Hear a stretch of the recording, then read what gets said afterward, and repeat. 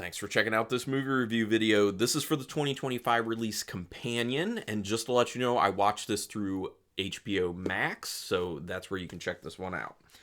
This one was written and directed by Drew Hancock, who did a bunch of episodes of the show Blue Mountain State, which I've watched a little bit of, and I thought it was pretty funny. Also did Mr. Pickles, which was on Cartoon Network at the Adult Swim portion, and My Dead Ex, which I have not seen Mr. Pickles or My Dead Ex. This film has Sophie Thatcher in it, who did Yellow Jackets, Maxine, and most recently Heretic, which she was phenomenal in Heretic. I don't remember her in Maxine, and I have not seen Yellow Jackets.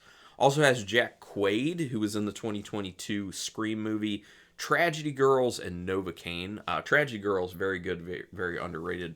And also Harvey Guillen. Most people will just know him as Guillermo from the show What We Do in the Shadows. Love Harvey Guillen. So talented, so fun with his performances always. So quick synopsis of this one. I don't want to say too much because it would give too much away.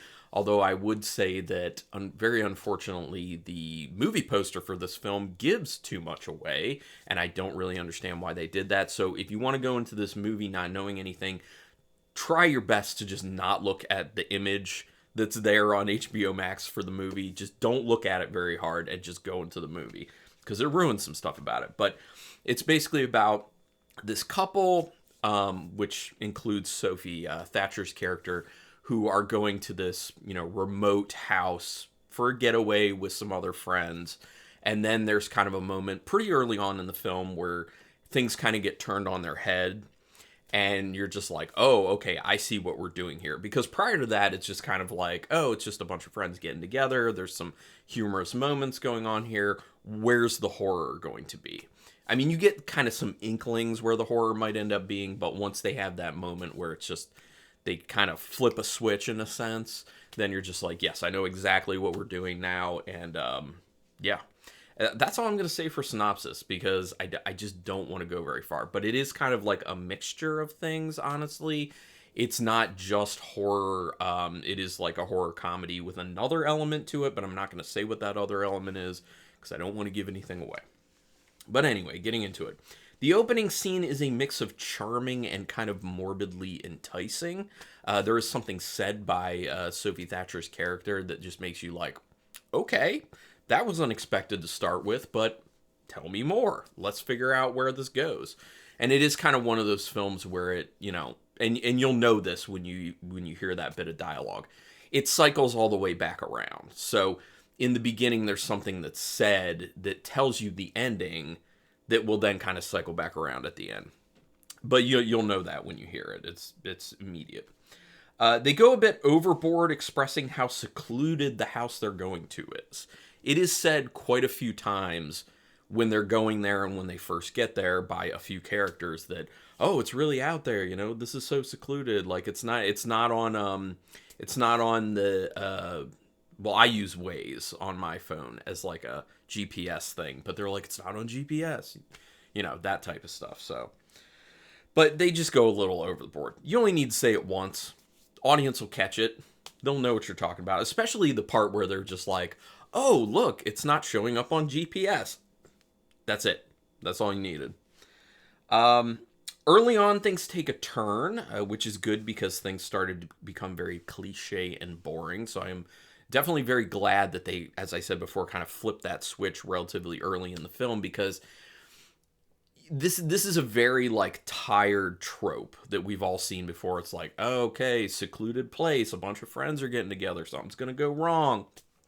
And they settled into that like a little bit too long in the beginning. So I was just kind of like, okay, I'm getting kind of bored. Let's kind of move it. And then as soon as I kind of started feeling that, they then got to this big shift in the film, which I was like, all right, good.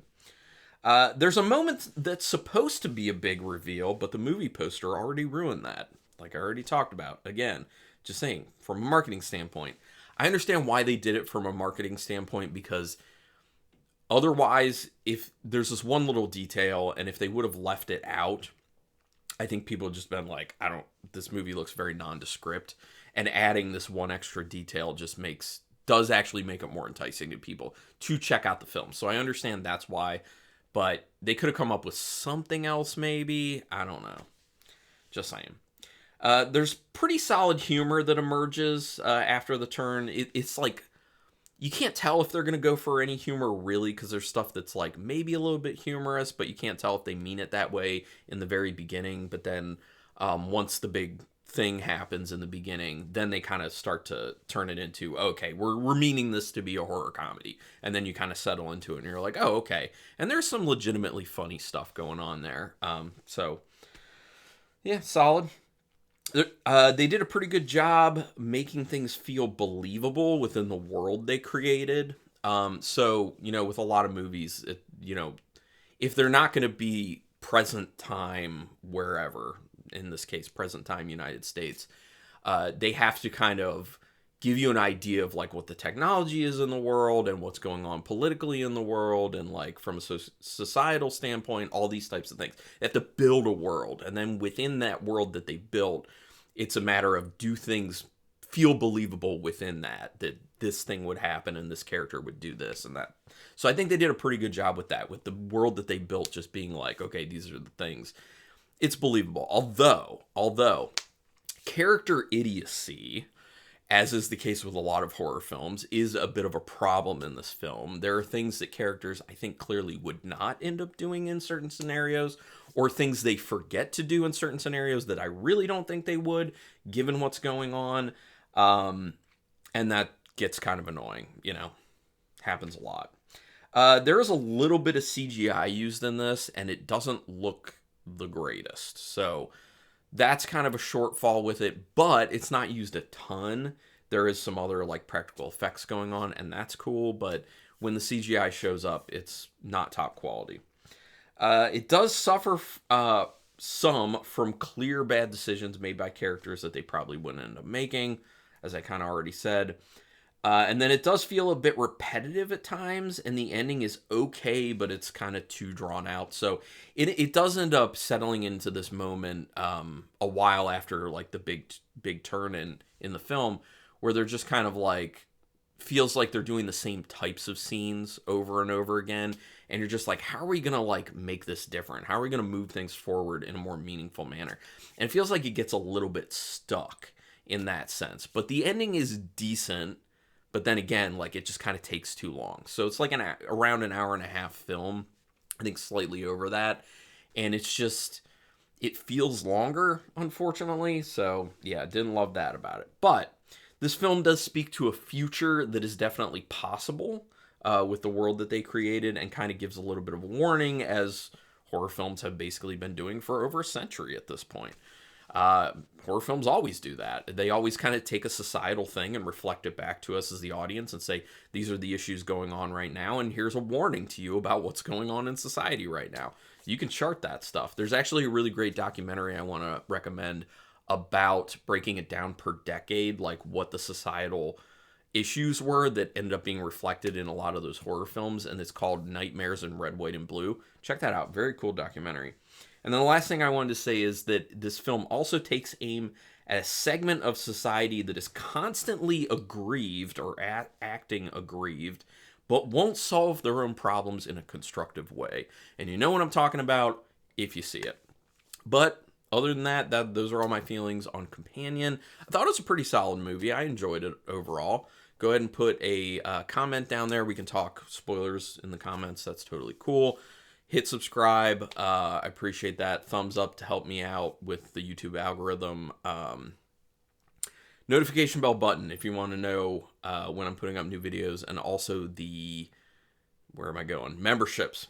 I have some memberships, 3 tiers for small fees each month. Go ahead and check out the link in the description. But I will say, I have left it to the very end to give it the actual star rating. I am going to give it 3.5 out of 5 stars.